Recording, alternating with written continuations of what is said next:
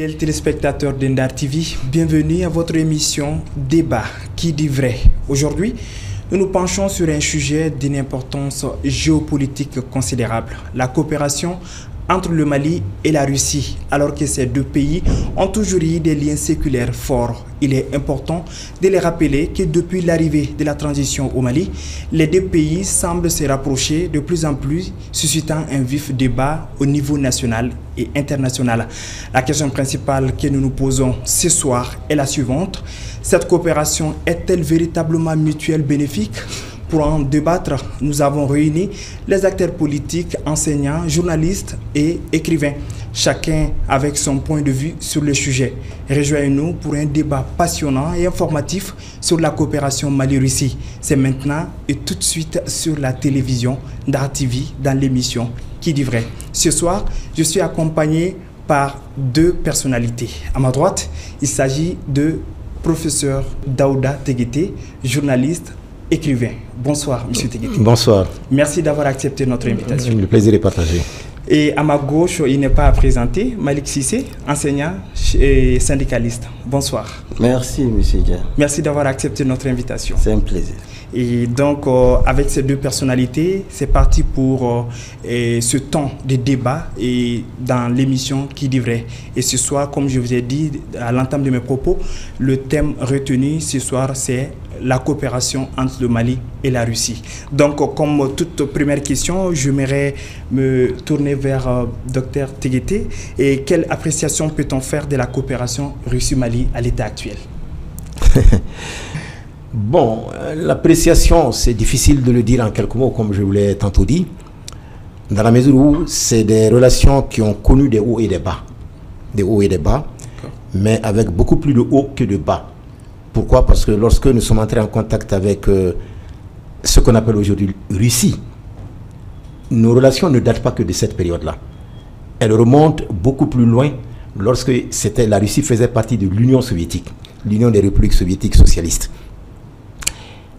Je dirais même que ce n'était pas au moment après notre accession à l'indépendance que nous avons eu les premiers contacts avec la Russie, d'abord l'Union soviétique dont la Russie était une partie intégrante. Mais aussi loin que l'on puisse remonter, les premiers contacts que nous avons eus avec ce pays-là, c'est-à-dire des ressortissants de notre pays, je puis rappeler 1931. 1931. Ça, c'est bien avant l'indépendance. C'est pourquoi je l'ai dit, nos relations ne datent pas seulement que de la période d'après-indépendance. Cela s'est fait à travers un homme soudanais, natif de Ségou, Tchimoko Grand Kouyaté. Tchimoko Grand Kouyaté était un homme progressiste de gauche qui a été parmi les tout premiers hommes politiques, bon aujourd'hui on va dire Mali, mais soudanais à l'époque, à se rendre en Union soviétique. C'était lorsqu'il militait dans le Parti communiste français. Et à travers le Parti communiste français, il a eu les premiers contacts avec l'Union soviétique.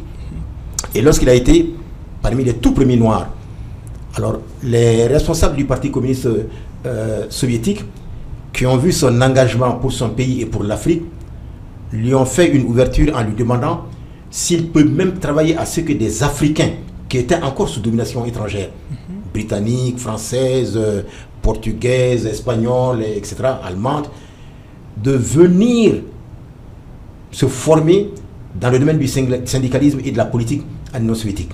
Donc il a été l'un des tout premiers à œuvrer dans ce sens-là. Effectivement, il a fait partie des jeunes qui ont reçu une certaine formation et revenir chez eux pour militer dans le sens de faire en sorte que les pays africains sortent de la domination coloniale, s'émancipent sur la base de leurs propres valeurs endogènes. Alors donc c'est depuis cette période-là que l'on peut dire que les relations, un peu dans le sens du contact entre notre pays et l'Union soviétique, dont la Russie était une partie, remontent. D'accord. Et Monsieur Sissé, vous venez d'entendre un peu l'historique des liens séculaires qui ont toujours existé entre la Russie et le Mali. Et quelle appréciation faites-vous à l'état actuel de cette coopération? D'accord, Monsieur Siraja, merci. Moi, j'ai bien suivi le doyen, c'est ce que j'allais dire. Aujourd'hui, on ne doit plus parler d'appréciation, puisque ce n'est pas une relation qui date d'aujourd'hui.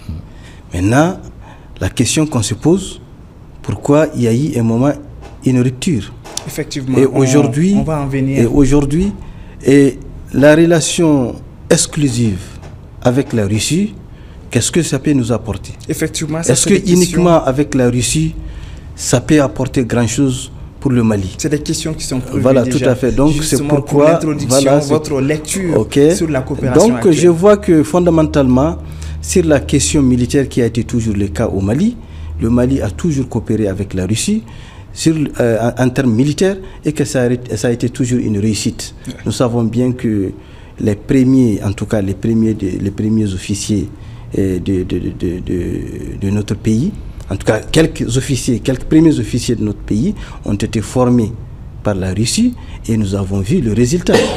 Nous savons qu'avant aujourd'hui, les années 80, il y avait des officiers valables qui ont eu des formations en Russie. Il y a eu des équipements considérables avec la Russie. Donc on ne peut pas cracher sur la relation de la Russie, mais la Russie seule, c'est là que la question se pose. Je pense que la seconde, en fait, cette question, elle est déjà prévue et on va vous revenir par rapport à cette question. Alors, je m'en vais me retourner vers M. Daouda Teguete. Monsieur, on a parlé, quand on parle de la sécurité au Mali, forcément, il faut parler de la coopération entre le Mali et la Russie, bien évidemment. Alors, comment cette coopération peut-elle influencer la situation sécuritaire au Mali et dans toute la région sahélienne, selon vous? En fait, les relations diplomatiques entre le Mali et l'Union soviétique, l'établissement de relations diplomatiques date du 14 octobre 1960. 1960, qu'on a établi les relations diplomatiques. Il y a eu les relations diplomatiques entre le Mali indépendant et l'Union soviétique ont été établies. D'accord. Et l'ambassade de l'Union soviétique a été ouverte à Bamako, précisément le 26 janvier 1961. Ça, c'est une année après l'indépendance. Moins d'une année. Moins d'une année. Alors, donc, lorsque cela a été fait, je ne remonte pas le cours de la naissance de notre armée. Alors, vous avez vu que nous étions sous le joug de la domination française. Mais les premiers responsables du Mali indépendant, c'est-à-dire les responsables de la Première République, ont compris que ceux qui ont mobilisé leur armée pour venir nous mettre sous leur domination par la force ne peuvent pas être ceux qui vont pouvoir nous aider à assurer notre sécurité. Donc c'est pourquoi le 20 janvier 1961, conformément aux recommandations du Congrès extraordinaire du 22 septembre 1960, il a été demandé au gouvernement français d'évacuer complètement toutes les bases militaires françaises sur notre territoire. Cela a pris son temps. Cela a été demandé le 20 janvier 1961. Mais ils ont pris tout leur temps pour le faire parce que, comme d'ailleurs maintenant encore, ils ne voulaient pas partir. Ce n'est que 6 mois après, précisément le 8 juin 1961, qu'ils ont évacué le camp de Kati, la base de Kati. D'accord.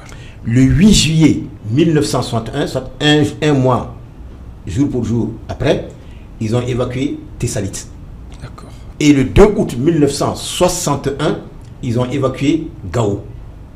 Et maintenant, le dernier soldat français à quitter notre territoire national, cela a été fait le 5 septembre 1961.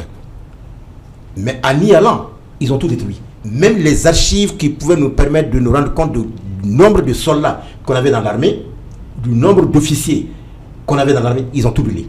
Ah bon? Ils ont saccagé tout ce qu'il y avait comme installation dans les camps militaires où ils étaient. Donc pratiquement, nous avons accédé à l'indépendance avec une armée zéro. Il n'y avait rien qui nous permettait de faire en sorte que notre armée soit là et qu'on la réorganise en fonction des idéaux que les pères de l'indépendance s'étaient fixés. Et comment vous expliquez cela, du fait qu'ils ont tout détruit? Mais parce que c'est leur stratégie. Ils veulent toujours rester ici pour nous dominer. Et en y allant, ils pensent qu'en détruisant tout, nous n'allons pas pouvoir nous relever nous-mêmes et que nous allons encore leur faire appel. Mais c'était sans compter avec la conviction et la vision des pères de l'indépendance. Donc qu'est-ce qui s'est passé lorsque cela a été fait? Alors, il nous fallait reprendre à zéro. Il n'y avait même pas une munition dans un camp militaire ici. A fortiori, des armes ou des moyens logistiques pour faire déplacer l'armée. Dans tout le Mali? Dans tout le Mali indépendant. Les Français ont tout saccagé, ils sont partis avec. Et ceux qui pouvaient ramener les armes lourdes, ils l'ont amené en Côte d'Ivoire et au Sénégal. Et les armes légères qu'ils ne pouvaient pas transporter, ils ont tout brûlé. Même les documents qui étaient dans les archives, ils ont tout brûlé. Donc maintenant, face à cette situation, il nous fallait rapidement essayer de trouver des partenaires pour mettre en place une armée nationale. Et c'est comme ça que, à la suite de ces événements, la première mission qui est sortie pour essayer d'acquérir des armes afin de mettre en place les structures de l'armée, c'était le 7 février 1961. Et c'était au Caire, en Égypte. À l'époque, on avait des relations assez étroites avec l'Égypte de Gamel Abdel Nasser. Donc c'est eux qui ont donné les premiers fusils, dont on a encore quelques échantillons qu'on appelle les fusils Hakim. Ah bon? Oui. Et ensuite, maintenant, précisément le 21 février 1961, alors on a dépêché, à l'époque, celui qui était le chef d'état-major général des forces armées du Mali, le général Abdoulaye Soumaré, et Ousmane Ba sont allés en Union soviétique, à Moscou, pour signer les premiers accords de coopération militaire. Ça, c'était le 21 février 1961. D'accord. Et ensuite, maintenant, pour... Bon, d'accord. Oui, allez-y, je voudrais juste savoir, comme vous avez dit en entame de vos propos, que cette coopération entre le Mali et la Russie ont connu des époques hauts et bas. Oui. Donc, j'aimerais savoir à quel moment cette coopération a vraiment été un peu vers le bas. Déjà, avec le coup d'État de 1968, les choses ne s'étaient pas totalement disloquées. Mais il y avait une certaine lenteur, une certaine accalmie dans l'intensification des relations dans le domaine de la coopération militaire. Mais pour autant, ce n'était pas rompu. C'était pas rompu.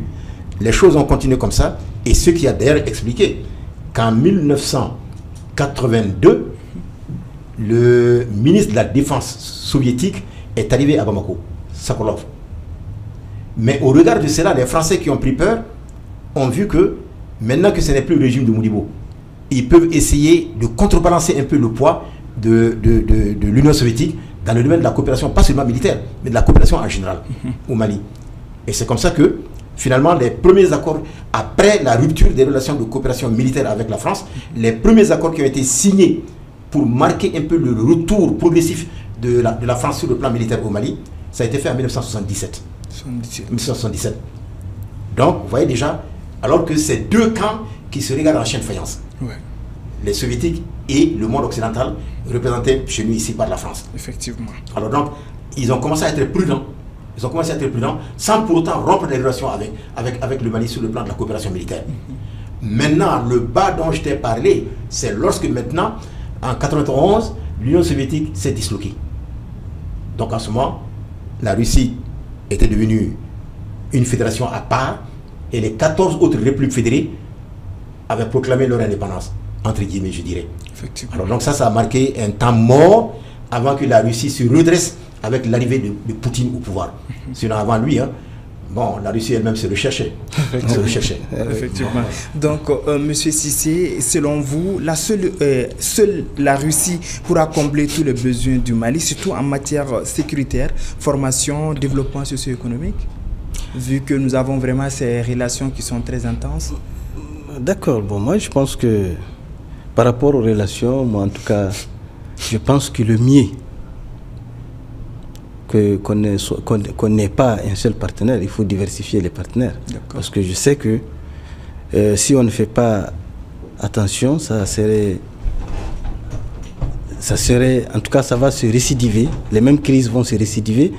Parce que quand on a dit que la main qui donne est toujours au-dessus de celle qui reçoit. Quand on se lie seulement à une personne, forcément, il y aura un moment où la personne va penser que sans elle, il n'y aura pas de vie. Donc, c'est cette crainte, surtout que c'est une question de géopolitique, c'est des intérêts qui seront en jeu. Et du coup, tout de suite, quand la Russie va bien se représenter sur le sol malien et sur la position stratégique du Nord, que les autres aussi convoitaient, et la Russie aussi certainement va s'imposer. Donc, c'est pourquoi, moi, je pense que la diversification des coopérations, je crois que le Mali peut réussir dans ça. C'est dans ça. Et c'est pourquoi je souhaiterais d'ailleurs qu'on ne minimise pas un partenaire, surtout aujourd'hui où le monde est en vitesse, nous sommes au XXIe siècle, tous les partenaires sont importants. Ça dépend juste de la position du pays lui-même, parce qu'il s'agit, nous parlons du Mali. Aujourd'hui, la difficulté du Mali, en réalité, ce n'est pas le partenariat, c'est la gestion interne. Il y a eu une mauvaise gestion qui a fait que le Mali est tombé, mais ce n'est pas une raison fondamentale qui est venue exclusivement des partenaires, mais il y a une responsabilité interne, c'est par rapport à la gestion, il y a eu une mauvaise gestion au Mali en réalité. Ok, monsieur Teguete, est-ce que vous partagez son opinion du fait que si tu vois que le Mali est tombé bas comme ça, c'est du fait que c'est un problème interne, et pourtant il y a beaucoup de Maliens qui s'interrogent pour dire que toutes nos difficultés, c'est des Occidentaux, précisément la France. Pas que, parce que en réalité, comme on l'a dit,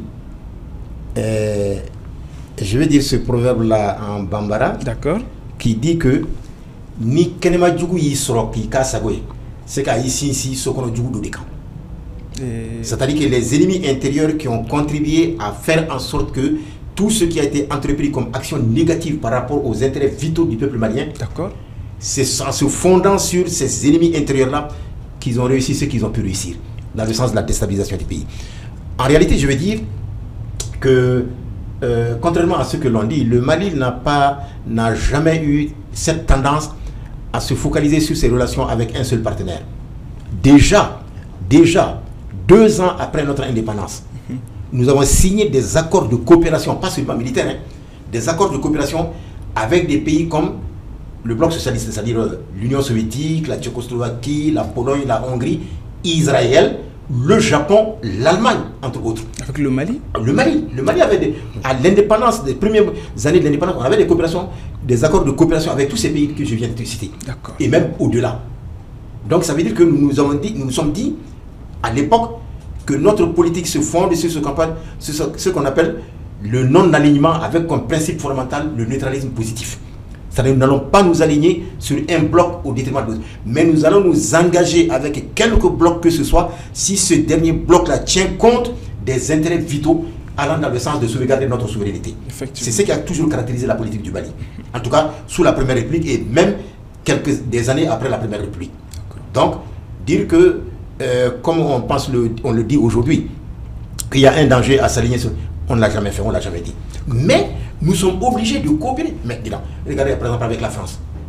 Combien d'années, d'abord, même lorsque cette crise-là a éclaté en 2012, quels sont les pays qui ont prétendu s'investir avec nous pour résorber cette crise-là? Ce n'est pas les pays de l'Occident, les pays occidentaux, avec la MINUSMA et avec à leur tête la France. Mais on a constaté qu'en 10 ans, la situation s'est plus détériorée qu'avant leur arrivée. Qu'est-ce qui explique cela selon vous? Mais leurs intérêts. Ils n'étaient pas venus pour nous aider à sauvegarder notre sécurité. Ils étaient venus au nom de leurs intérêts. Est-ce qu'il y a des preuves palpables? Mais bien sûr, renseignez-vous. C'est pourquoi je dis, le danger aujourd'hui pour nous Maliens, c'est de ne pas nous informer, c'est de ne pas lire suffisamment différentes sources pour voir l'enjeu que nous constituons aujourd'hui sur le plan géopolitique mondial. En début 2002, il y a eu une grande conférence à Londres. Au cours de cette conférence, il a été discuté. Pourtant, les vidéos circulaient. Et puis souvent, ils ne s'en cachent pas. Seulement, nous sommes tellement préoccupés par la gestion du quotidien que nous ne cherchons pas à nous informer sur ce qui est concocté à l'extérieur par rapport à nos intérêts à nous. C'est le danger. Ils ont dit clairement que les réserves en termes de matières premières chez nous ici sont telles que le pays qui pourra mettre sa main sur nous sera sauvé pendant des décennies et sinon même des siècles. Ça, c'était en Ils l'ont dit à Londres, en 2000. Au début des années 2000, ça s'est tenu. Le cobalt, le lithium, ils l'ont dit clairement. Mais chez nous-mêmes, nous ne faisons même pas attention à ces choses-là. Nous pensons que maintenant, ce qu'il faut, c'est continuer. Mais c'est pas vrai. C'est pourquoi on arrive à faire de nous ce que les gens veulent. C'est pourquoi notre économie, notre politique, notre système éducatif sont extravertis. C'est-à-dire qu'on travaille beaucoup plus pour satisfaire l'extérieur qu'à satisfaire les besoins de l'intérieur, malheureusement. Mais est-ce que la politique n'a pas changé par rapport à cela? C'est la nouvelle vision, il y a une volonté manifeste aujourd'hui de faire en sorte que nous sortions progressivement de cela. Mais il y a beaucoup plus à faire qu'on ne l'a fait. D'accord.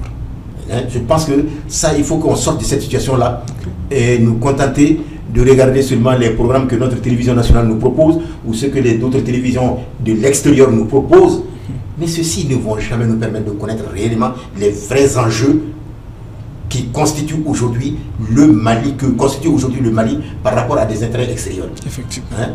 D'accord. Monsieur Cissé, est-ce qu'il existe-t-il des inconvénients potentiels de cette coopération et comment peuvent-ils être atténués? Des conséquences, par exemple. Ok, bon, je ne vois pas quand même de grandes conséquences, sauf que, je l'avais déjà dit, en tout cas, la coopération, comme le doyen parlait tout de suite de la coopération dans le passé, aujourd'hui, tout ce qu'on entend sur les lèvres des Maliens, c'est la Russie, et les Maliens pensent qu'aujourd'hui, c'est seule la Russie qui peut sauver le Mali. Ouais. Et je pense que c'est une erreur.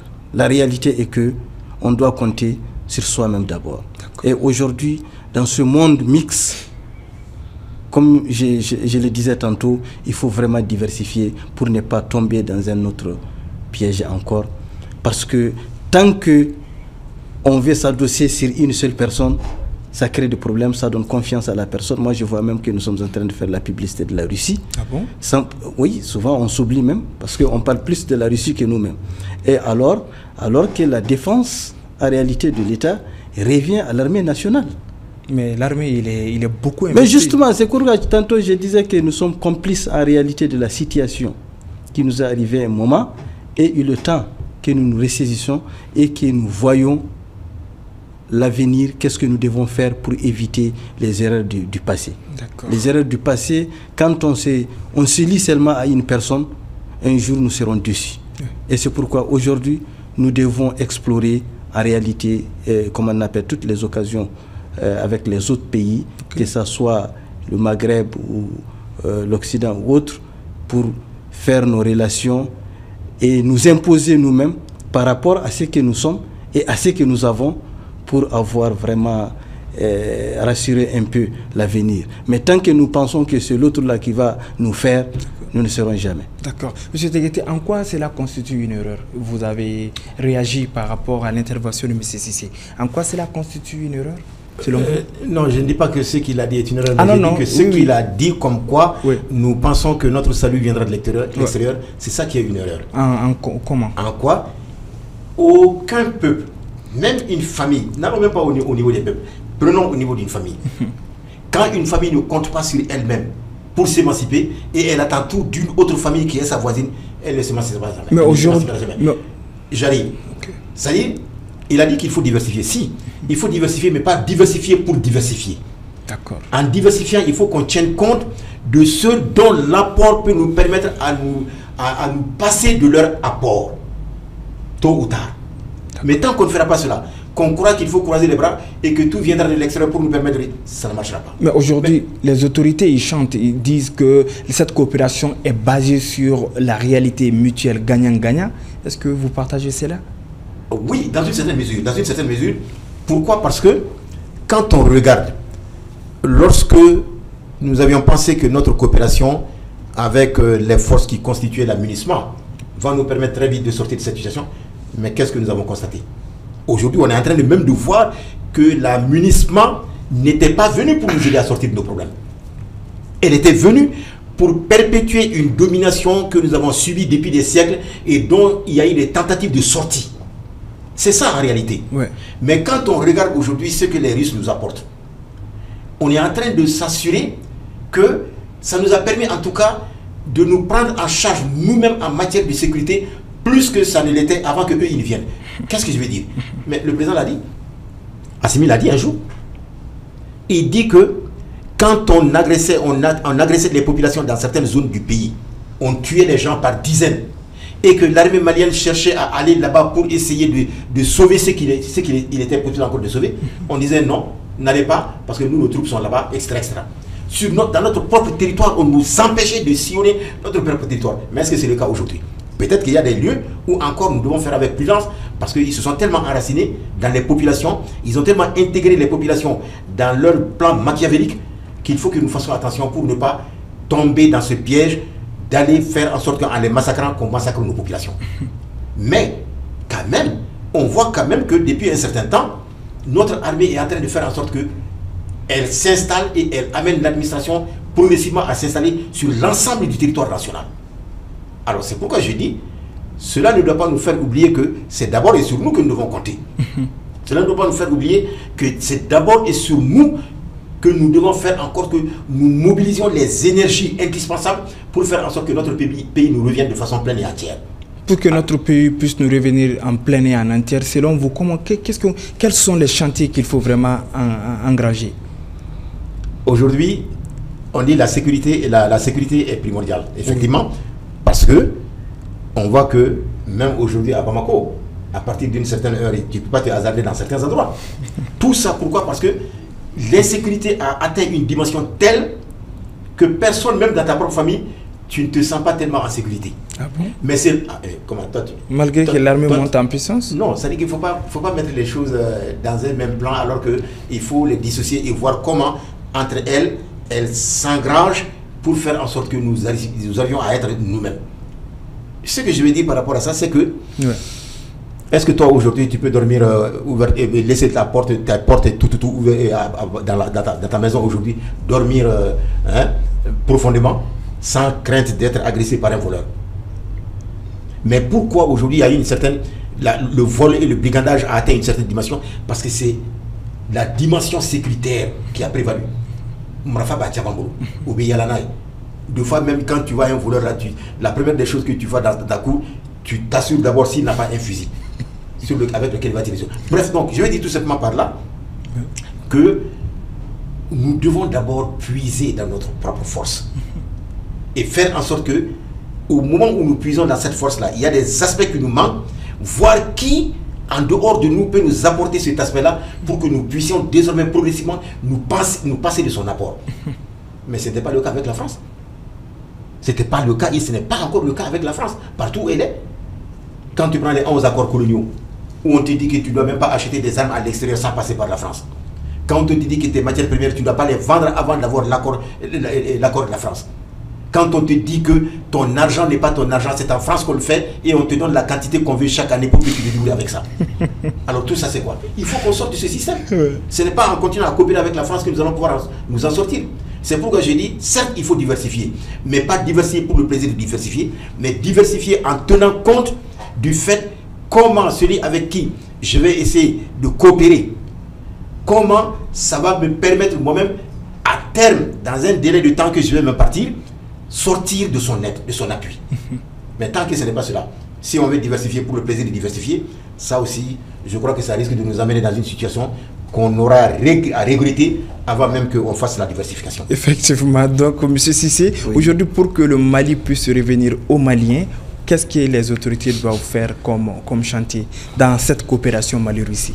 Ok, dans cette coopération... Qu'est-ce qu'ils doivent prioriser? Oui, bon, il n'y a pas que priorité. Par exemple, aujourd'hui, le Mali a d'énormes difficultés, c'est-à-dire dans tout le secteur sécuritaire aussi bien que de développement. Donc, dans ce cas, moi, je pense que si la Russie nous sauve en termes de sécurité, on doit songer aussi au développement. Parce qu'il faut rassurer aussi que les populations, quand même, ont quelque chose à manger, sinon c'est compliqué aussi, c'est une autre crise. Donc c'est pourquoi je souhaiterais bien que si la Russie, en tout cas, nous a rassurés en termes militaires, en termes de sécurité aujourd'hui, on doit songer au développement. Et je ne sais pas si aujourd'hui, si nos autorités sont dans le sens, je ne sais pas, avec ce facteur de développement avec la Russie. Parce que je n'ai pas entendu d'abord, pour le moment, des grands sentiers de développement venus par la Russie. Mais nous voyons quand même qu'en termes militaires, comme ça a toujours existé, sauf que peut-être ce que je disais à un moment, la Russie n'a pas, on n'entendait pas la Russie, mais nous voyons aujourd'hui quand même qu'avec l'arrivée de la Russie, l'armée progresse, mais la progression de l'armée en termes de sécurité n'est pas aussi la solution. Il faut que la progression militaire, la progression sécuritaire soit accompagnée d'un autre facteur de sécurité qui est le facteur de développement. Nous devons songer à ça. Et ça, si ça ne marche pas avec la Russie, il faut qu'on cherche d'autres partenaires en termes de développement. Comme qui? Oh, il y en a beaucoup. comme nous le savons. Nos anciens partenaires sont là. Nous avons les États-Unis, nous avons la France. Est-ce qu'ils sont prêts dans cette condition de nous accompagner? Mais je suis sûr que il peut avoir, comme on appelle, des petites couacs, mais les amis vont toujours se retrouver. Et je crois qu'il y a eu un passé récent. En tout cas, tout n'est pas négatif. On a travaillé avec la France. Certains cadres ont été formés en France, qui aujourd'hui font d'excellents boulots pour le Mali. Oui. Certains projets de développement sont venus de la France et de l'Union européenne, qui ont beaucoup aidé le Mali. Nous le savons tous. Donc, je crois que nous devons regarder droit et aller vers les amis, quelles que soient les difficultés, sauf que peut-être qu'il faut recadrer la coopération. Effectivement, il faut recadrer la coopération. Et vous avez une réaction? Oui. Vas-y. Bon, je veux dire, quand il parle d'amis, je vais être un peu plus lent. D'accord. Parce que un pays n'a pas d'amis, mais il a des intérêts. Effectivement. Quand on parle d'amitié, ce n'est pas de façon équitable. Hein? Ouais. Aucun pays ne viendra coopérer dans un autre quand il saura que ses intérêts ne seront pas pris en compte. Ah bon? Ah non, ça c'est clair. Il ne faut même pas qu'on se fasse de doute.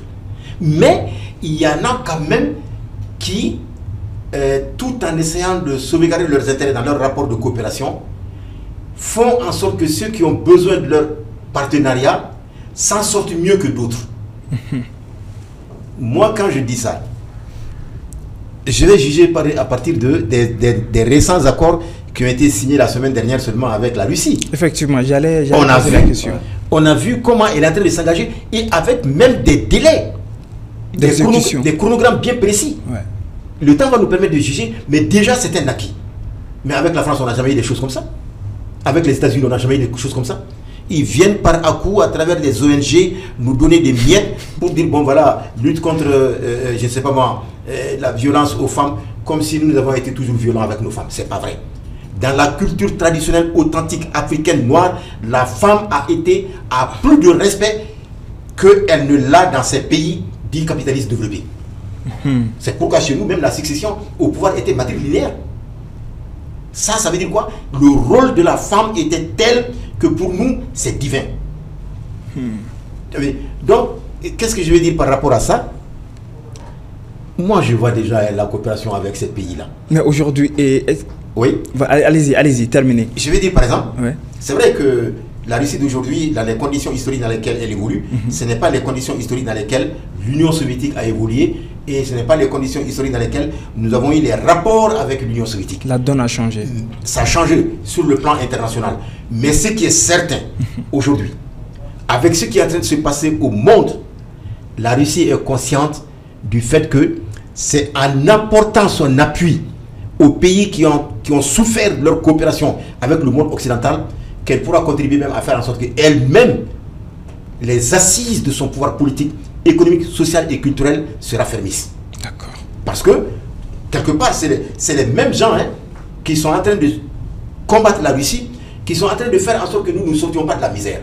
Ils ne l'ont pas caché, ils l'ont toujours dit.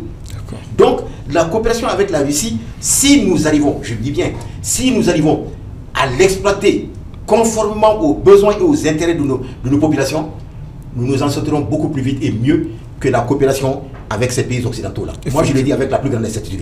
Pourquoi je me dis? Regardez, de 1960 à 1968, où on coopérait avec l'Union soviétique. 8 ans. 8 ans. Vous savez que les premiers aménagements, lorsque l'Office du Niger a été nationalisé par la Première République en 1961, vous savez que les premiers aménagements après la nationalisation de l'Office du Niger, que ça a été fait par les Russes, à hauteur de 10 millions de roubles. 9000 hectares. Ils s'étaient engagés à l'améliorer. Et là, le financement était acquis en 1968, mais le coup d'État est venu arrêter le travail. Oui. Ensuite, de 1961 à 1968, on avait 18 avions, Air Mali. 18 avions qui étaient essentiellement en dehors des 3 DC-3 que la Grande-Bretagne a offert au Mali.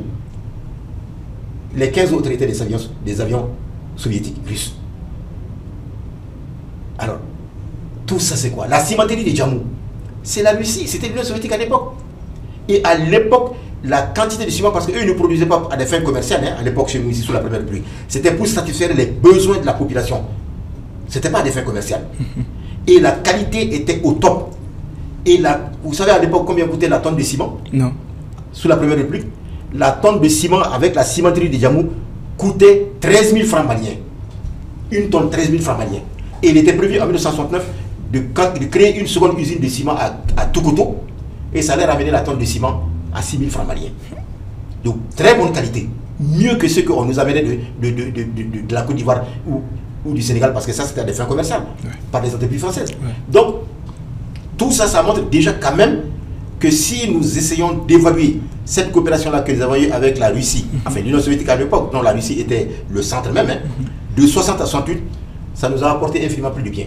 La plupart des cadres, des milliers de cadres ont été formés par l'Union soviétique.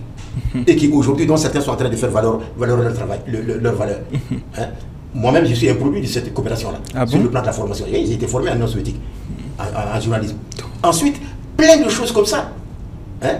Plein de choses comme ça ont été réalisées. Est-ce que vous saviez que la construction de l'aéroport de Gao, c'était fait avec la participation de l'Union soviétique? Effectivement. Vous saviez cela? Effectivement. L'aéroport de Gao. Hein? Donc, plein de choses comme ça. Aujourd'hui, quand je vois avec les accords qui ont été signés la semaine dernière, qui sont en train de faire en sorte qu'on revienne un peu vers cela, certes, pas de façon comme si c'était l'Union soviétique, mais quand même mieux que ce que nous avons vécu jusqu'ici. Effectivement. Hermanie, on dit que c'est dans un an. Ouais.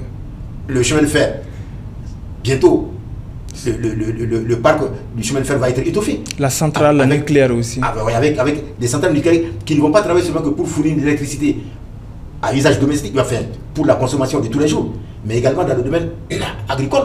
Effectivement. Tout ça, c'est des aspects qui touchent le développement, qui vont faire en sorte que nous sortions progressivement de cette léthargie qu'on a connue après des décennies de collaboration avec le monde occidental. D'accord.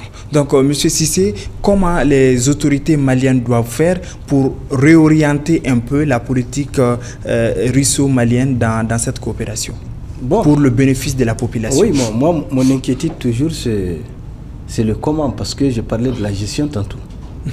Le doyen venait de le dire, ça c'est 60-68, il y a eu un effort considérable qui a été consenti sur le développement, mais comment cet effort a été effondré? Donc la gestion, il s'agit de la gestion, il s'agit de l'idéologie. Parce que tant que la gestion n'est pas bonne, il est difficile de se développer. Mais aujourd'hui, les choses ont changé. Bon, peut-être que pour un début, on peut aller vers ça, mais vous savez, les choses sont telles qu'elles sont. Elles sont comment? Parce que souvent, ça peut être difficile, parce que jusqu'à présent, il y a des paraboles, il y a des comparatifs, tout ça là, des gestions. Mais c'est compliqué. En tout cas, nous, c'est pourquoi nous prenons que nous laissons la question de la gestion je sais qu'il y a de l'intelligence partout, mais je préfère que ce soit les civils de faire cette démarche et d'aller vers le sens du développement sans pourtant créer comme on appelle, de différence, parce que notre premier exemple, c'est Modibo Keïta, qui a été enseignant, qui a été civil et qui a pensé au développement du Mali. Et tous les exemples qu'on a eu à prendre, les bons exemples, c'est les exemples de Modibo Keïta. Donc ça veut dire Mais à un moment, il y a eu rupture. Et c'est à partir de cette rupture que le Mali a été effondré. Quand est-ce qu'il y a eu cette rupture? Et par qui cette rupture? Depuis 68. 68, oui. Depuis la crise de 68. Quelle est cette crise-là? Bon, la crise, tout le monde le connaît. On ne veut pas trop toucher aux mots peut-être qui peuvent entacher. Ah non, mais il faut dire le chat par son nom. De toute façon, c'est le coup d'État de 68 que je connais, que vous connaissez. Sinon, le doyen l'a dit, ils ont l'histoire. Si on était resté avec la logique de Modibo Keïta, aujourd'hui le Mali allait être à la même dimension que la Chine. Mais aujourd'hui, je pense que... Mais, oui, aujourd'hui nous sommes en train de cheminer. C'est l'inquiétude que j'ai. Parce qu'en Afrique, Aujourd'hui, ce dernier temps, tout le monde voit que la légitimité, c'est les armes. La légitimité, c'est les armes. Ah bon? Ah oui. Donc, il faut vraiment passer par la gestion civile, sécurisée par les militaires, orientée, encadrée par les militaires. Il s'agit de ça.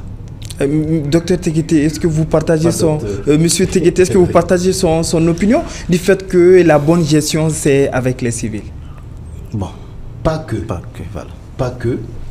Parce qu'en réalité, je dis, toutes ces façons de mettre une dichotomie entre civils et militaires, ce n'est pas de chez nous que ça vient. Ça, c'est une approche qui nous est venue de l'extérieur. Mais n'importe quel civil peut être un militaire. Ouais. Et n'importe quel militaire peut redevenir civil. Effectivement. Donc il ne faudrait pas qu'on s'acharne sur le fait que ça, pour la stabilité ou le développement du pays, que c'est ça le rôle des militaires et c'est ça le rôle des civils. Mais un civil, même s'il n'est pas militaire, il a l'obligation de défendre son pays. Selon la Constitution, la nouvelle Constitution. Même pas seulement la Constitution, c'est le bon sens même qui le dit. Le bon sens qui le dit. On ne défend pas son pays que par les armes, qu'avec les armes. Ton comportement de tous les jours peut contribuer à faire en sorte que ton pays se trouve dans une stabilité. C'est pourquoi je dis, on ne doit jamais attendre que je sois président de la République, député ou ministre pour aider mon pays. Oui. N'importe qui, à n'importe quelle place où il se trouve, peut et doit contribuer obligatoirement au développement de son pays. Oui. Alors, quand on se met en tête, ah non, c'est l'affaire des politiques, ah c'est l'affaire des civils, ah c'est l'affaire des militaires, c'est pour nous diviser et pouvoir continuer à régner sur nous. Alors, c'est pourquoi je dis, quand on regarde dans l'histoire même de notre pays, et quand on regarde même dans l'histoire de l'Afrique même, mais on a vu des militaires qui ont mieux fait pour leur pays que les civils. Il y en a eu. Oui. Quand on prend ce matin tout récemment à côté de nous, Thomas Sankara, au Burkina Faso. Haute-Volta. Hein? Alors, de 83, 84 à 87, mais il a révolutionné complètement la vie au Burkina. Il était même arrivé vers la fin de son régime à faire qu'au Burkina, on était arrivé à l'autosuffisance alimentaire. C'est pourtant un militaire. Ouais. Alors les civils qui l'ont précédé, qu'est-ce qu'ils ont fait? Ils ont dilapidé les ressources du pays. Et des militaires qui sont venus après lui aussi en ont fait. Ils étaient obligés de tenir compte des bases que Thomas avait mis en place. Effectivement. Mais ils ont essayé d'effriter ça petit à petit, mais sans arriver à l'évincer complètement. D'accord. Donc ce que je veux dire, c'est que sortons de cela. Moi, je préfère un militaire, toujours militaire, qui gère mieux mon pays. Même ces questions de mandat là et d'élection là. Mais ce n'est pas africain. Hein. Ah bon? Historique. Mais regarde, ne va même pas loin. Nos empires, est-ce qu'il y avait des élections? L'empire du Ghana, il n'y avait jamais d'élection. L'empire du Mali, il n'y a jamais eu d'élection. L'empire Songhai de Gao, il n'y a jamais eu d'élection. Pourtant, ces empires étaient beaucoup plus grands par leur superficie que nos petites républiques actuelles. Mais on y existait dans une grande stabilité politique, économique, sociale et culturelle pendant des siècles. Et nous, même à moins de 50 ans, combien de coups d'État? Parce que nous sommes en train d'évoluer dans un système qu'on nous a imposé. La première élection, chez nous en tout cas, puisqu'on est malien, on parle du cas du Mali. D'accord. La première élection qui a eu lieu sur le territoire de ce qu'on appelle aujourd'hui au Mali, c'est seulement en 1945. Ah bon? C'est en 1945. Avant ça, on n'a jamais été géré par des élections. Jamais. Ni nos royaumes, ni nos empires. Ouais. Mais pourtant, ces royaumes-là et ces empires, de par le système d'organisation et de gouvernance qu'on avait, c'était des gens qui avaient une haute valeur morale. Qui ne mentaient pas, qui ne volaient pas, qui ne trichaient pas. Hein? Mais aujourd'hui, pour être ministre là, pour être député, il faut chercher 3, 4, 5 millions pour aller corrompre. Après, quand tu vas devenir député, tu vas dire, maintenant, il faut que ce que j'ai perdu, que je le gagne. D'accord. Alors, ça, c'est les élections qui ont amené ça. Ouais. Donc, il faut qu'on sorte. C'est un système qui n'est pas le nôtre. Et aussi longtemps que nous allons rester dans le système que nous avons hérité de la colonisation, il n'y aura jamais de stabilité dans nos pays. Ça va toujours rester. Non, ça ira toujours. Et monsieur Cissé, vous avez une réaction avant de vous poser la question? Ok, bon, juste effectivement, c'est par rapport à ce que le doyen venait de dire. Vous êtes d'accord avec ça? Bon, de toute façon, moi, l'exemple de Thomas Sankara, je vois que c'est vraiment triste. Ça veut dire que vous partagez son opinion ou vous non, vous bon, opposez? de toute façon, il y a un aspect, un aspect que je partage, mais j'ai un aspect aussi, comment on appelle, d'opposition, parce que effectivement, Thomas Sankara a été un exemple Sur en quel termes plan? de développement. D'accord. Mais comment est-ce que ça s'est terminé? et par qui? Il s'agit de ces questions. Donc la faim. La faim. Et où est-ce que ça a mené le Burkina? Ça a fait immédiatement descendre le Burkina. Grâce à ce système? Non, pas le système, ce qui est arrivé à Thomas Sankara. D'accord. Et par qui? C'est à l'intérieur du Burkina que ça s'est passé. Alors. Donc ça, c'est les difficultés. C'est pourquoi tantôt, nous avons un peu de crainte. Sinon, il l'a dit, effectivement, Thomas Sankara a été considéré comme un héros en Afrique. Et à présent, nous avons vraiment, les gens qui n'ont pas vécu le temps parlent toujours de Thomas Sankara, mais comment il a terminé. D'accord. Et après, qu'est-ce que le Burkina est devenu? D'accord. Ça, c'est des difficultés, c'est des questions qu'on se pose en réalité. Alors, j'allais parler, il a aussi touché à quelques questions de probité aujourd'hui dont nous vivons. Nous savons comment les choses se passent, c'est pourquoi je parle de la gestion interne. Oui. Aujourd'hui, nous savons comment les affinités passent.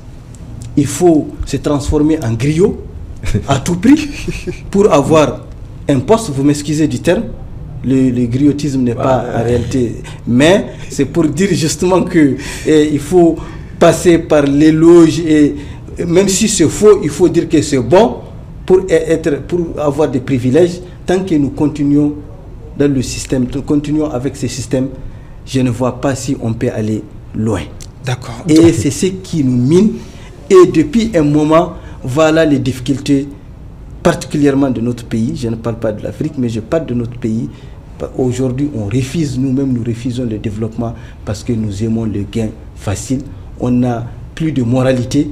On n'a même pas besoin de notre pays. Ça se dit. Mais en réalité, au fond, en termes de travail, quand nous voyons comment les choses se passent, c'est l'intérêt personnel qui est là. D'accord. Mais voilà. Donc je vais vous poser la question, on va revenir sur le sujet. Oui. La coopération Mali-Russie aujourd'hui, comme vous savez, le vrai sens du mot coopération, il s'agit là de coopération gagnant-gagnant, n'est-ce pas? Aujourd'hui, quel est l'intérêt de la Russie en coopérant avec le Mali? Est-ce qu'il y a des aspects sur lesquels la Russie aussi puisse tirer son épingle du jeu? Non, mais évidemment, aujourd'hui, j'ai parlé d'amis, le doyen a parlé.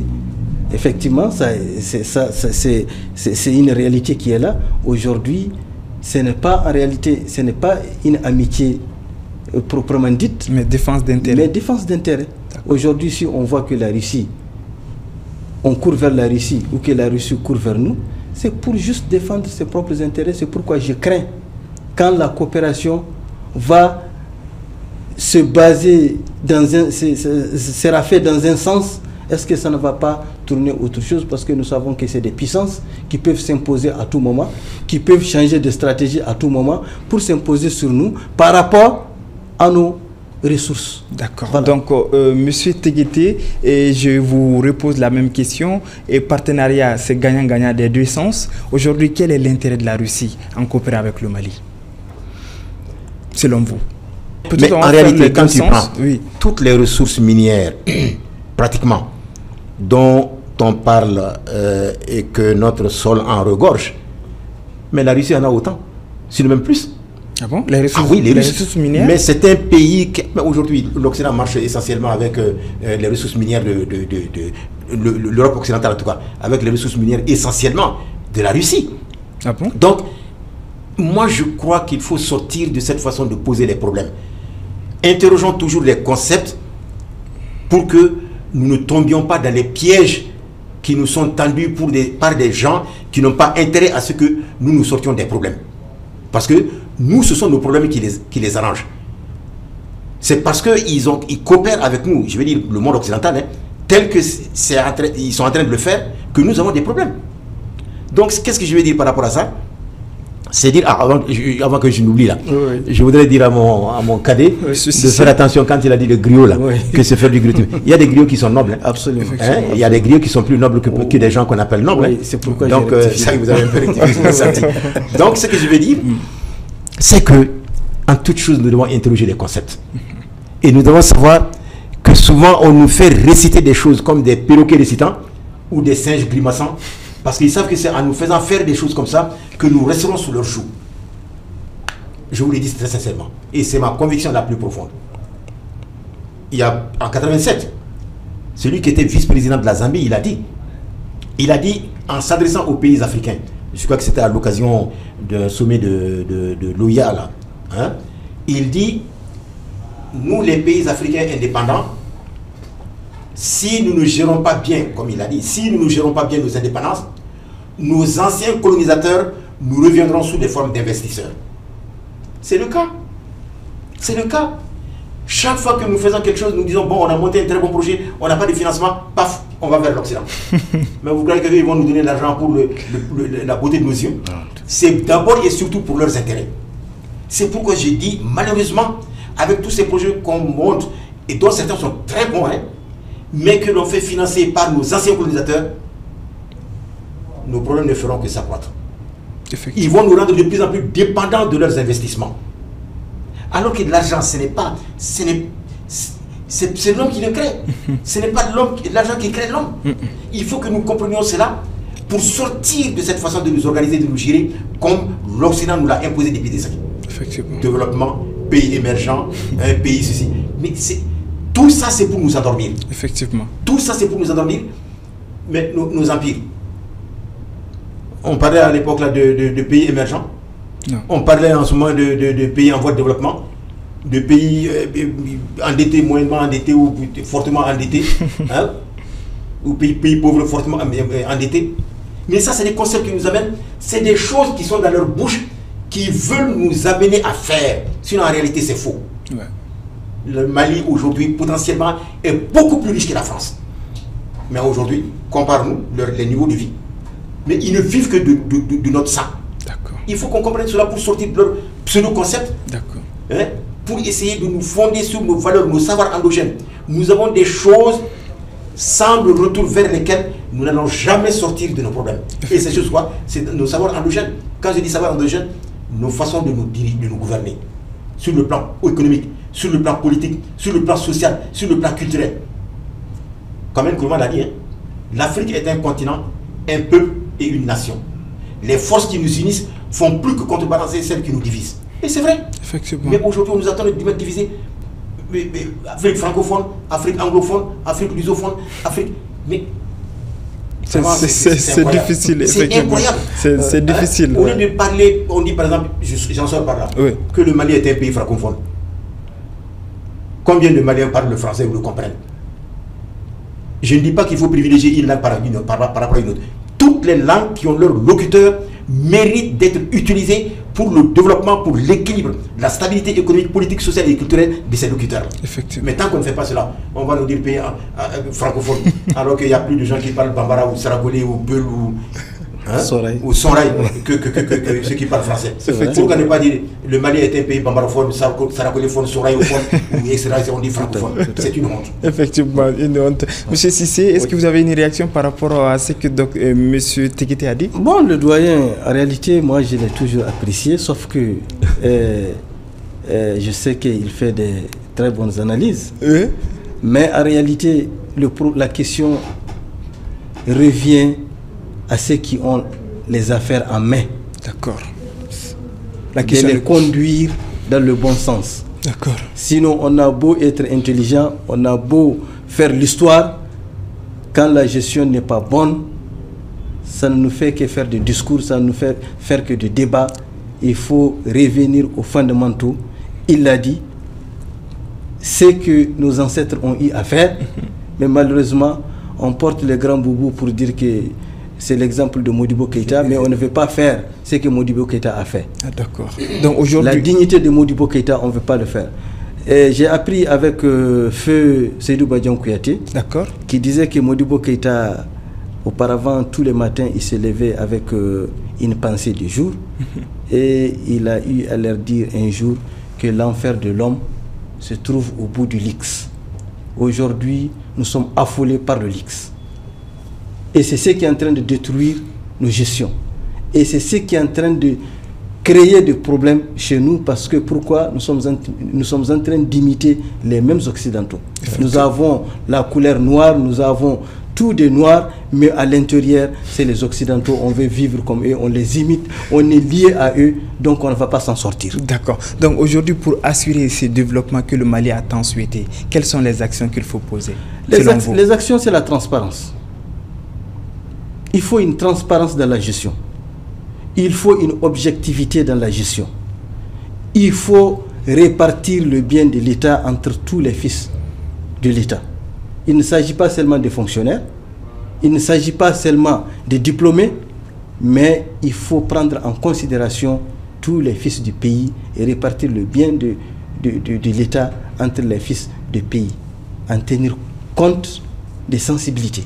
D'accord. Pour ne pas rentrer dans les détails. D'accord. Monsieur Teguete, et la même question aujourd'hui, pour assurer ces développements tant souhaités par les Maliens, quelles sont les actions prioritaires que les autorités doivent poser comme jalon pour assurer ces développements tant souhaités?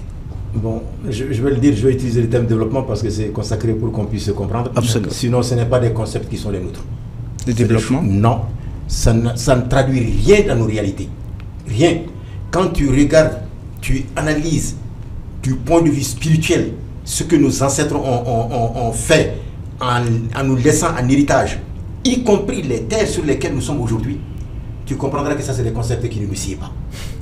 Alors, moi, je dirais que pour cela, je peux parler en termes de défis. D'accord. Et pour moi, le plus grand défi, pas seulement de l'homme malien, mais de l'homme africain et au-delà de l'homme africain, du noir, quel que soit là où il se trouve, de la diaspora ou à l'intérieur du continent, le plus grand défi de l'homme noir, c'est d'apprendre à se connaître, à s'aimer, à se respecter, à se connecter avec ses ancêtres méritants et à faire en sorte qu'il puisse réaliser ce que les autres pensent incapables de faire, à savoir valoriser son patrimoine authentique. Nos ancêtres nous ont laissé des mines d'or en termes de connaissances et de systèmes d'organisation politique, économique, sociale et culturelle que nous avons abandonnés pour nous agripper à des choses qui ne nous sied pas, qui ne font que nous créer des problèmes.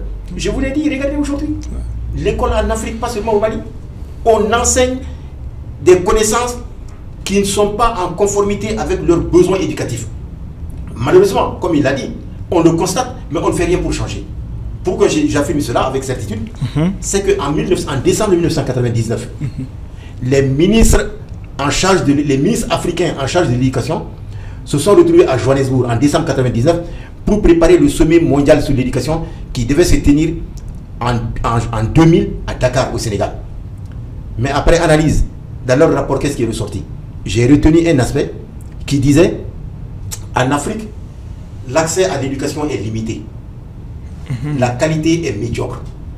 Les programmes d'enseignement sont loin des besoins des apprenants et impropres à contribuer au développement économique, social et culturel de l'Afrique. On ne peut pas dire mieux. Ouais. Ils ont dit ça en 1999, mais regardez encore, nous sommes en 2023, on continue avec les mêmes systèmes dans ces pays africains-là. Ouais. On enseigne dans les langues de l'ancien colonisateur, on leur enseigne des choses pour leur apprendre à connaître beaucoup plus l'extérieur qu'eux-mêmes. Mais où est-ce qu'on veut aller? Ouais. Quand ta vie se résume à montrer aux enfants que ceux qui sont différents de toi sont meilleurs à toi, et tu veux que les mentalités changent. Aujourd'hui, du Mali à tous les autres pays africains, tout ce que nous sommes en train de faire, tant qu'on ne travaillera pas dans le sens de la transformation qualitative de la mentalité de l'homme africain, tout ce que nous ferons, c'est faux. Et ça n'ira pas loin. Ça reviendra à la même chose. Parce que nous travaillons beaucoup plus sur les effets que sur les causes. On dit, bon voilà, le taux de déperdition scolaire aujourd'hui, cette année, il y a trop d'échecs à l'examen, il faut essayer de voir comment. Mais tant que c'est ce qu'on enseigne aux enfants et les langues dans lesquelles on enseigne, il y aura toujours des échecs. Dans notre système éducatif, dans le temps, ce n'était pas comme ça. Aucun enfant n'était marginalisé. Les générations d'âge, du quartier au village, au groupe de village, jusqu'à la nation, tous les enfants qui ont le même âge étaient pris en compte par l'éducation et aucun chômeur ne sortait de cette génération-là. Mais aujourd'hui, regardez, on forme des gens, en étant certains en Afrique, pas au Mali seulement, des centaines de milliards qu'on investit dans le système de l'éducation, avec la certitude qu'à leur sortie, 99% seront des chômeurs. Parce qu'il y a des gens qui ont intérêt à ce que ça soit comme ça, parce qu'ils en vivent. Bon, donc, M. Cissé, aujourd'hui, parlons de cette coopération, parce que nous dirigeons vers la fin de cette émission. Parlons également de cette coopération. Est-ce qu'aujourd'hui, il est nécessaire de mettre en place un mécanisme de transparence et de contrôle pour garantir cette coopération, pour que ça puisse être aussi bénéfique pour les Maliens? Absolument. Moi, je pense que c'est même une nécessité impérieuse, parce que le doyen venait de le dire, que, en réalité, on gère les effets. Tant qu'on ne va pas, c'est-à-dire on ne se met pas en cause, qu'est-ce qui nous a arrivé un moment? Qu'est-ce qu'il faut? On ne va jamais s'en sortir. D'accord, on doit s'interroger. On doit s'interroger, absolument. On doit regarder, on doit avoir un regard rétrospectif. Ouais. Où est-ce qu'on a quitté? Aujourd'hui, on s'est plaint. La crise nous a envahis. Nous, on a échappé une partie de notre pays. Pourquoi cela est arrivé? Alors que nous sommes là depuis 1960. C'est terrible. Un Mali qui était armé, qui était craint un moment, qui vient se trouver à ce niveau où il y a eu même des mots, comme on appelle, spéciaux. On a parlé des replis tactiques et tout ça là. On devait vraiment s'interroger pourquoi cela est arrivé au Mali. Et nous savons que comme on appelle, la corruption, les détournements des deniers publics font partir des raisons fondamentales qui ont effondré le Mali. D'accord. Alors, les questions de moralité, il est vraiment question aujourd'hui qu'on revient aux fondamentaux, le doyen l'a dit. Auparavant, nous sommes guidés par la valeur morale. Mais aujourd'hui, on a vraiment des difficultés parce que ce qui est dans notre tête, je le disais tout à l'heure, c'est comment construire une villa, comment être en possession de la dernière marque de véhicules. Aujourd'hui, c'est le problème que nous avons. Effectivement. Il a parlé de l'éducation aujourd'hui. Aujourd'hui, on ne parle même pas d'éducation au Mali. C'est des garderies. Parce qu'une éducation qui ne peut pas produire, ce n'est pas une éducation.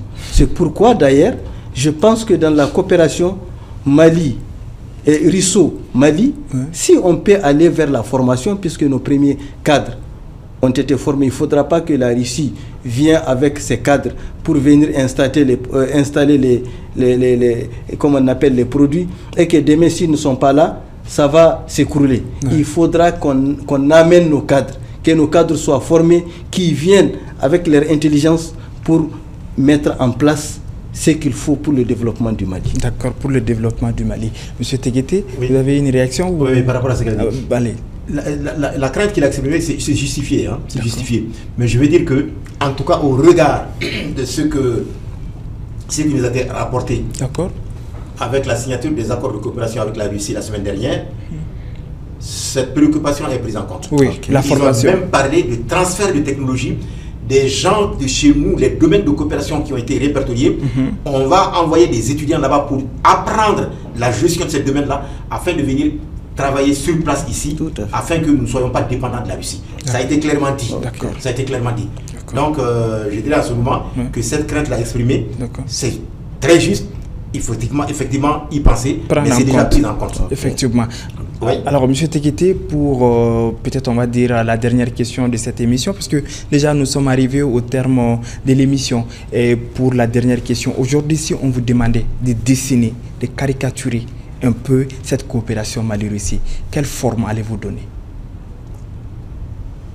Je dirais qu'en ce moment, c'est à nous, et à nous seulement, de faire en sorte que de cette coopération, je ne dirais pas naissante parce qu'elle a déjà existé entre la Russie et nous, à l'époque de l'Union soviétique jusqu'à maintenant, et que d'ailleurs c'est en 1992 que lorsqu'il y a eu la dislocation de l'Union soviétique en 1991, officiellement le gouvernement malien a dit qu'il considère la Fédération de Russie comme continuateur de l'Union soviétique. Donc tous les rapports qu'on avait avec l'Union soviétique, nous allons essayer de continuer à avoir ces choses-là, ces rapports avec la Russie. En 92, notre gouvernement l'a dit. D'accord. Alors, ce que je veux dire par rapport à ta question, c'est que, encore une fois, sortons du fait de dire comment. Le comment, ce n'est nulle part ailleurs que la prise en compte de nos besoins réels et de nos intérêts véritables. Nous devons faire en sorte que dans toute coopération que nous allons avoir avec n'importe quel pays au monde, que ça tienne compte de notre combat pour notre souveraineté, de notre combat pour de la lutte contre la balkanisation de l'Afrique. Parce que le Mali est l'un des rares pays qui a officiellement marqué dans sa constitution qu'il est prêt à l'abandon de partie ou totalité de sa souveraineté pour la réalisation de l'unité africaine. Effectivement. Et ça, même dans cette nouvelle constitution de la 4e République, c'est dedans. Donc il ne faudrait pas que nous allions travailler sur une base de coopération dans un sens qui va nous éloigner de notre combat pour l'unité du continent africain. Et aussi de notre combat pour asseoir notre souveraineté. Parce que tant que nous ne sommes pas souverains, ça ne marchera pas. Et tant que notre souveraineté, nous ne l'insérons pas dans le combat pour l'unité africaine, ça ne marchera pas. D'accord. Petit pays comme ça, divisé comme le président Modibo l'a dit, petit pays poussière, le combat pour la souveraineté sera un combat de longue haleine, aussi longtemps que nous n'allons pas nous retrouver en Africain entre nous, pour sauvegarder ce que nous avons en commun et faire en sorte que nous soyons respectés de l'extérieur. Sinon, le continent africain est le continent aujourd'hui le plus sous-estimé dans le monde. Et ça, de la faute des Africains eux-mêmes, pas de quelqu'un d'autre. Effectivement. Et M. Cissé, quel appel avez-vous à lancer aux Maliens? Ou votre dernier mot? En tout cas, mot de la fin. Voilà, on va dire mot de la fin. Mot de la fin, je suis avec un doyen. Moi, je pense qu'il faudra que les Maliens reviennent à la source. À la source qui est le Mali est un pays qui a toujours fait preuve d'exemplarité. D'accord. Et surtout la moralité dans la gestion. D'accord. Et que, il a dit, l'amour de soi et de l'autre, que nous partageons ça dans nos actions quotidiennes. D'accord. Donc, je profite de votre plateau pour saluer les téléspectateurs. Merci. Saluer surtout Ndar TV, merci, qui nous a donné l'occasion d'échanger sur les questions, comme on appelle, vitales de notre pays. Merci, c'est à nous de vous remercier pour votre disponibilité. Docteur Téguété. Moi, je joins aussi mes salutations et remerciements à ce que mon cadet vient de dire. Mais je vais terminer par 2 proverbes africains. Et je demanderai à mes compatriotes, pas seulement au Mali, mais africains, d'essayer de faire en sorte qu'ils traduisent dans leur comportement de tous les jours ces 2 proverbes-là. Le premier dit, la pire des pauvretés, c'est l'ignorance. Et la pire des ignorances, c'est la méconnaissance de soi. Le deuxième proverbe, qui va dans le sens de nous amener à nous faire confiance, en étant patients, mais que cette patience ne nous empêche pas d'agir. Ce dernier proverbe donc dit, ceux qui sont destinés à devenir grands sont caractérisés par la patience. Ils sont forgés par les épreuves. Le silence les construit. Leurs racines se fortifient dans le secret. Ils apprennent dans l'humilité, souvent même dans l'humiliation. Mais quand vient leur temps, ils surgissent non pas comme des lionceaux, mais comme des lions. Merci beaucoup. Merci. Alors, chers téléspectateurs, vous avez compris et vous nous avez assisté depuis le début de cette émission. À titre de rappel, j'étais accompagné de M. Daouda Téguété, professeur, journaliste et écrivain. En plus, M. Malik Cissé, syndicaliste et enseignant. Le thème de ce numéro était sur la coopération Mali-Russie. Quant à moi, ce fut un plaisir de vous présenter ces numéros de votre émission Qui dit vrai. Prenez soin de vous et à la prochaine fois. Merci.